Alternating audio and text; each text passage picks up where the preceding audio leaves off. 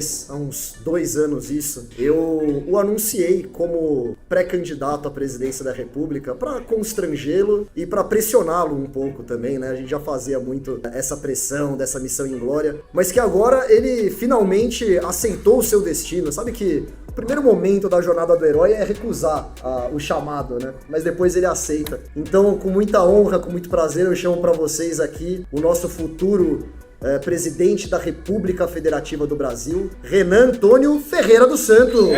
Boa tarde aos presentes. Primeiro eu quero mostrar esse desenho do Arthur Duval que eu fiz. Essas foram as minhas anotações. Bom, meus amigos, esse aqui é um evento sobre o Guto e de Guto falaremos. Precisamos falar sobre Guto Zacarias, tá? Eu vou seguir um pouco na esteira do Kim pra gente criar uma linha narrativa e evitando, vamos dizer, meu espírito prolixo que acabou arruinando o evento das mulheres agora há pouco. Eu vou tentar me ater a certos limites temporais.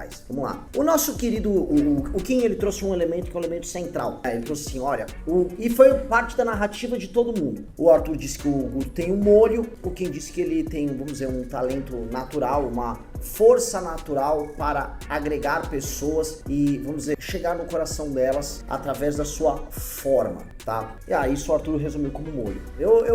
Eu vou comentar sobre isso, porque no fundo quem tá falando sobre as habilidades que uma pessoa tem, habilidades inatas que as pessoas têm, e essas habilidades elas podem estar em muitos termos. Existem pessoas que têm uma coisa que eles chamam de musicalidade. O cara da musicalidade é aquele que você dá um instrumento, ele meio que vai tirando, ele não tem muita teoria musical, vai saindo a música, quando viu o cara sabe tocar. Conheço muitas pessoas que são assim. Existe o cara também que você tem uma habilidade para um determinado esporte, e ele vai, ou tem uma propensão para uma determinada arte ou para uma determinada ciência, em que o caminho ele meio que vai natural. O caminho do Guto como uma pessoa, um spokesperson, uma pessoa que vai, fica de frente para os outros e os convence de maneira leve, sem precisar fazer grandes construções, é de fato notável. Mas não é apenas esse, o Kim citou a lealdade como um instrumento dele, mas o Guto é muito resoluto e o Guto ele sabe, ele consegue enxergar a carreira dele e os passos que ele dá, vamos dizer, de maneira muito clara ao longo da vida dele. O Guto meio que sabia o que estava fazendo em todas as vezes que a gente encontrou ele. Quando o Guto veio pro MBL, primeiro como militante, foi trabalhar no escritório, depois foi trabalhar no Arthur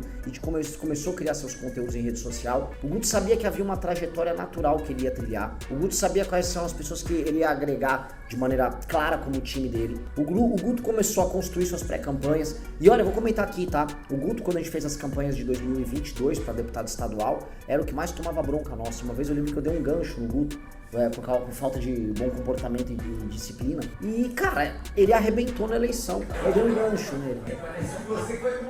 Faz parte. Isso vai virar tema no grupo Sindmami, que é o sindicato das mães que nós temos. Mas não, o gancho não foi um soco, só pra avisar, um gancho não é um uppercut no Guto, foi um gancho assim, ó, Guto, você vai ter que, nem lembro, você vai ter que morar com o Carratu, não era uma coisa assim? Eu impus uma pena realmente, assim, disciplinadora ao Guto, mas o Guto, volto a colocar, ele sabe o que faz, ele era resoluto na estratégia dele, ele confiou na estratégia dele, ele lançou o Change My Mind e ele foi muito bem, ele ganhou a eleição. Então tem um elemento no Guto, que é aquele elemento que, assim, existem dois tipos de pessoas dentro de uma organização. A pessoa que é leal e ela segue os ditames dela, segue as regras dela e by the book ela cresce. E o cara que é leal, porém ele tem aquele pequeno espaço para a própria criação. É tipo quando eles falam no jargão do futebol, aquele jogador que ele quebra o lance tático, bota a magia dele em campo e aí ele quebra a própria linha de defesa do adversário, fazendo inesperado.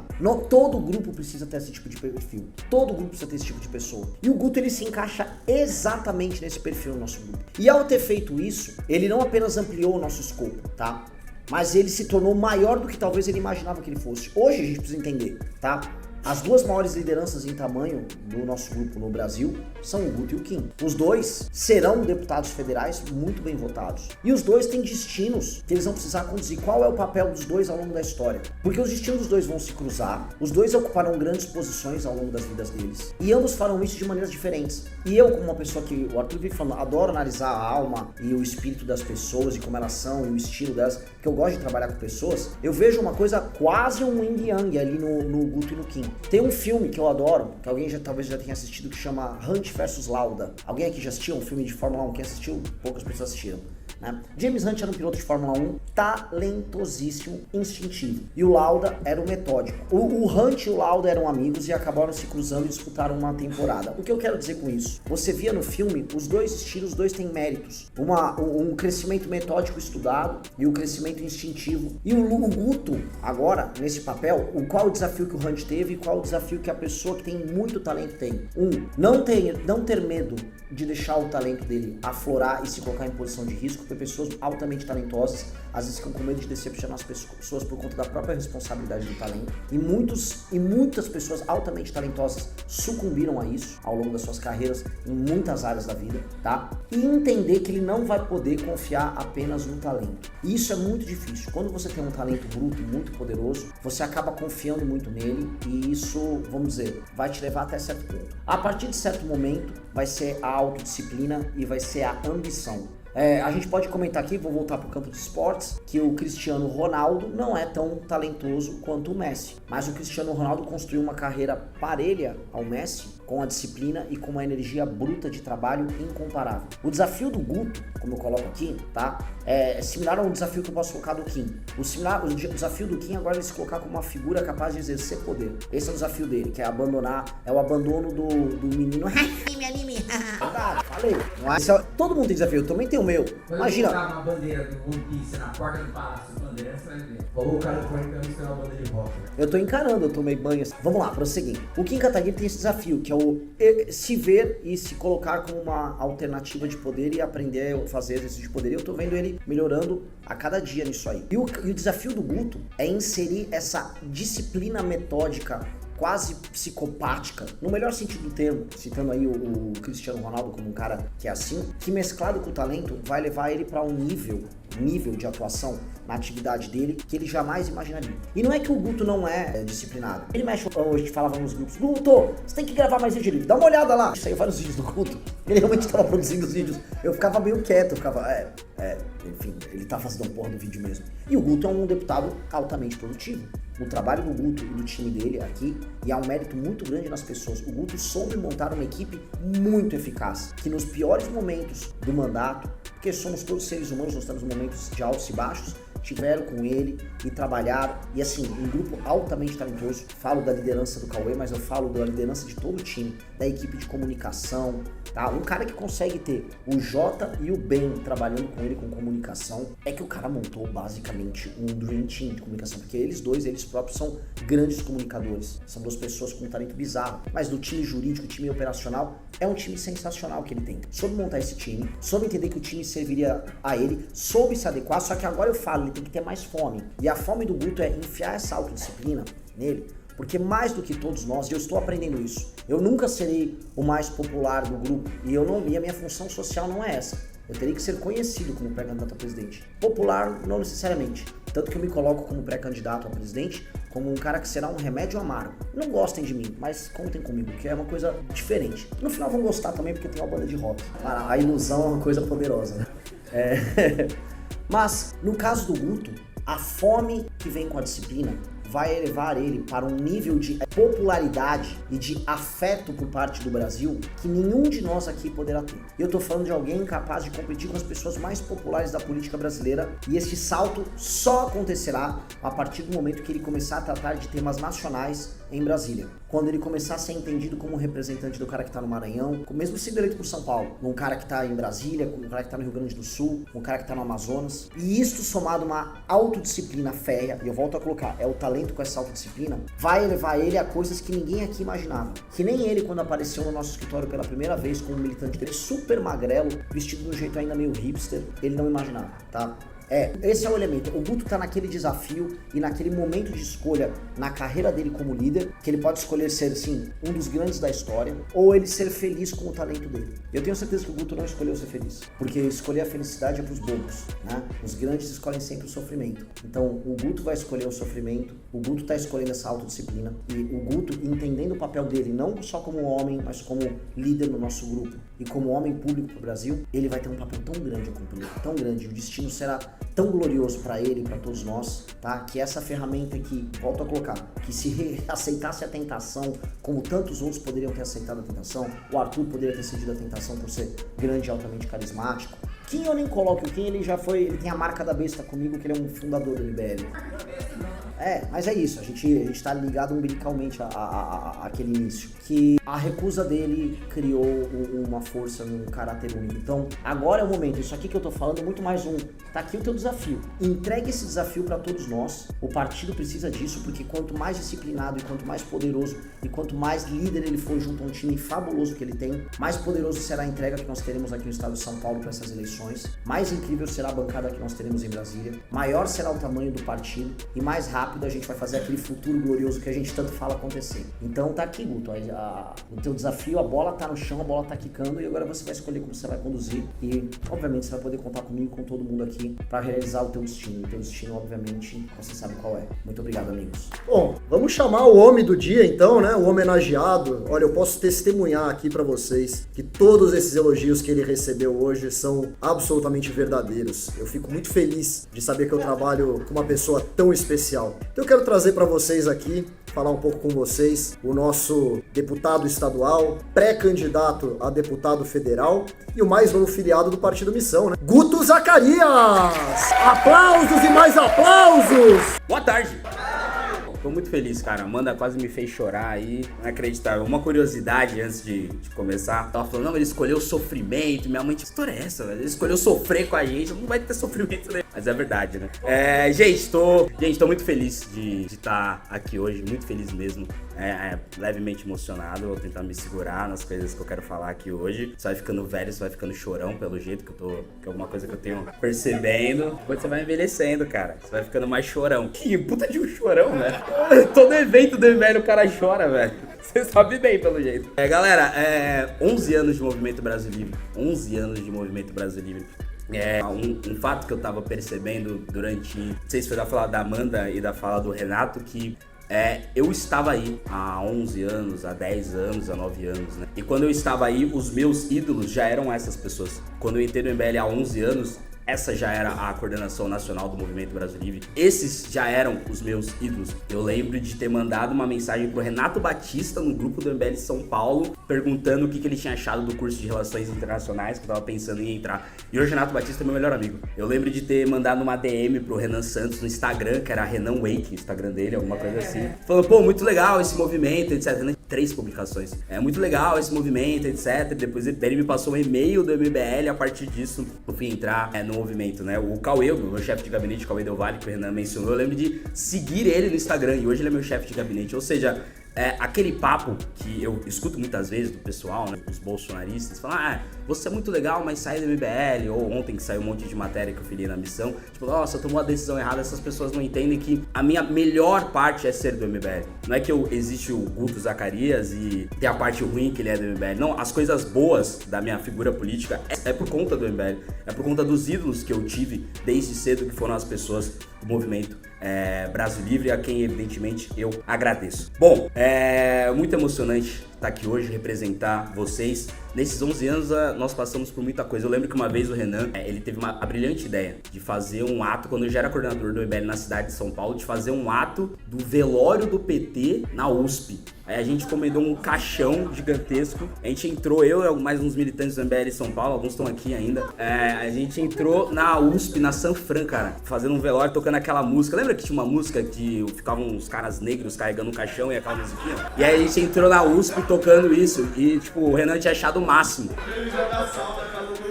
E tipo, não é que a gente foi fazer isso em qualquer lugar, que já seria ridículo, a gente foi fazer isso na Sanfran, ou seja, próximos ministros do Supremo Tribunal Federal lá, uma das pessoas mais inteligentes das próximas décadas, e a gente entrando com um caixão vermelho. E tipo, assim, foi uma das coisas mais vexatórias que eu já passei. Olha que, cara, deve ter, mas eu não quero que ninguém ache. E eu lembro que tipo, a gente entrou e a gente achava que ia ser uma coisa afrontosa. Tipo, ficou só os estudantes da USP, tipo, que é isso, cara? E a gente entrando com um caixão, com uma bandeira do PT e tocando aquela musiquinha lá. As coisas ridículas nós passamos nesses 11 anos. Teve o fato também uma vez o Facebook derrubou várias contas do MBL e a gente teve a brilhante ideia de acampar no Facebook e ficar dormindo na porta do Facebook até o Facebook devolver as páginas. E a gente ficou dormindo lá uns 3, 4 dias na porta do Facebook mesmo e o Facebook nunca devolveu as páginas. Não adiantou de nada. Até hoje tem página. e não derrubar. Me fizeram dormir 4 dias na porta do Facebook a troco de nada. E, por exemplo, eu não tive página derrubada, então eu fui lá dormir pelas páginas, inclusive de gente que já traiu o MBL hoje, né? Aliás, né?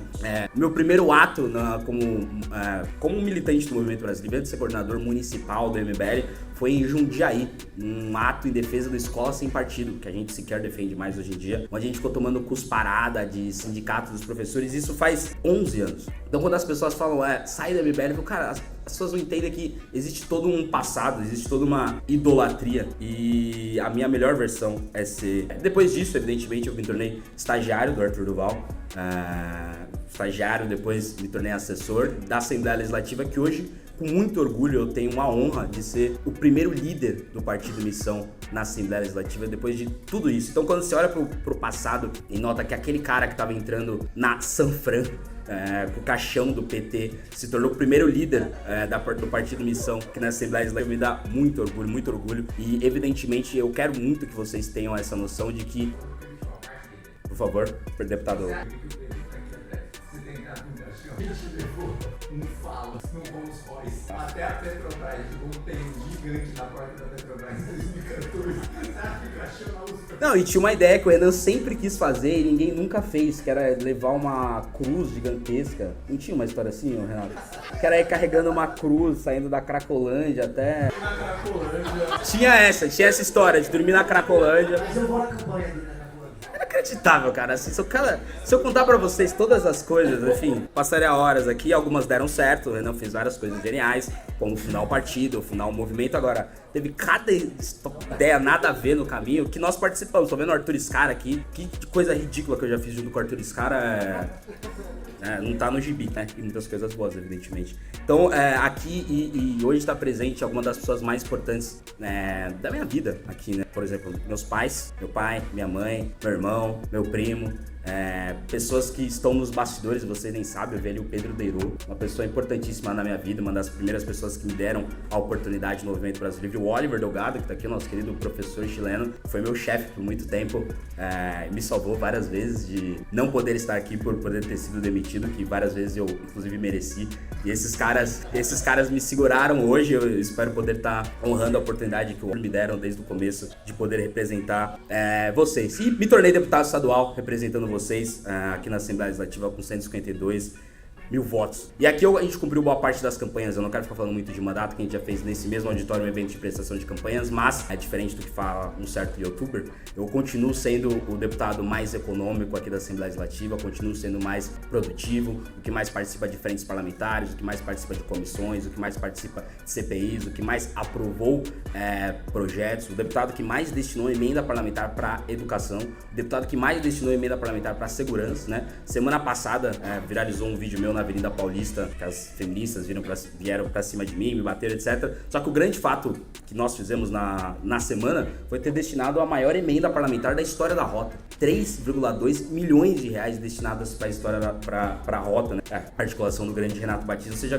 coisas grandiosas representando você. E quando a Amanda tava discursando, eu percebi que era natural que isso acontecesse, porque eu não teria o direito de não fazer um mandato tão bom. Eu não teria esse direito. Primeiro porque a melhor coisa do meu mandato é a minha equipe. Essa é a melhor coisa. Eu falo que eu sou a cara de uma equipe gigantesca, muito trabalhadora, muito criativa no jurídico, na comunicação, em todas as áreas, dos estagiários ao chefe de gabinete. São pessoas muito talentosas e esse talento vai transbordando para ter, inclusive, os próximos mandatos. Então, é uma equipe maravilhosa que eu agradeço todos os dias e não me canso de parabenizar. E eu não poderia não fazer um trabalho todo. Primeiro porque os meus eleitores são vocês. Eu sei muito bem, até por já estar aí, eu sei muito bem o quanto vocês cobram os representantes do Movimento Brasileiro. Segundo, que a ideia, a proposta é muito alta, porque a gente é amparado no mandato do Kim Kataguiri, que é simplesmente o melhor parlamentar desde a redemocratização, talvez um dos melhores parlamentares antes até da redemocratização brasileira, da história da política brasileira. É um cara sensacional. Então, e também com esses ídolos maravilhosos, que essa história gigantesca que o MBL sempre fez,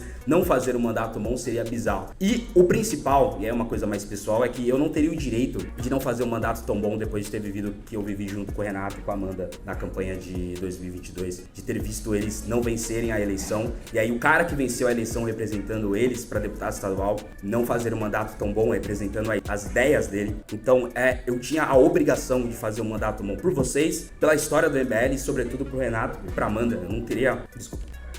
Culpa sua. Então, eu não teria esse direito. E hoje, ser o primeiro líder da missão aqui na Assembleia Legislativa é uma coisa que me dá muito orgulho, muito orgulho. Eu não vou citar o nome do parlamentar, que é um deputado que eu até gosto, mas é um deputado genérico, de um partido genérico, de ideias genéricas. E aí esses dias eu tava conversando com ele e ele viu que eu tinha saído do União Brasil. E o União Brasil é um dos maiores partidos do Brasil, né? Tem tantos deputados, tantos senadores, tantos governadores, toda aquela estrutura, todos aqueles cargos, todo aquele dinheiro. E aí quando ele viu que na cabeça dele, né, eu saí de um partido tão grande pra ir pra um partido nanico, ele veio me falar, tipo, cara, nossa, por que você fez isso, cara? Mas, porra, ele é um partido menor que no Brasil, mas, pô, tenta falar com a fulana, que é a presidente do partido, daria espaço pra você tá crescendo tanto. O que aconteceu, cara? Eu fiquei olhando, tipo, é verdade, eu acho que essa é a visão que eles têm, né? Nossa, você saiu do União Brasil pra ir pra esse partido pequeno, tipo, nossa, tá lascado. E o lance eles não entendem, eles achavam, eu lembro de uma reunião que eu tive com o Renato, que achavam que o partido não ia sair, que a gente não ia conseguir as assinaturas primeiro. Depois que a gente conseguiu as assinaturas, mesmo com as assinaturas, isso não vai rolar. A gente não vai rolar assim. Fica tranquilo que vai rolar. E hoje em dia eles acham que nós não vamos vencer as eleições. Eles sempre estão atrás. E nós sempre...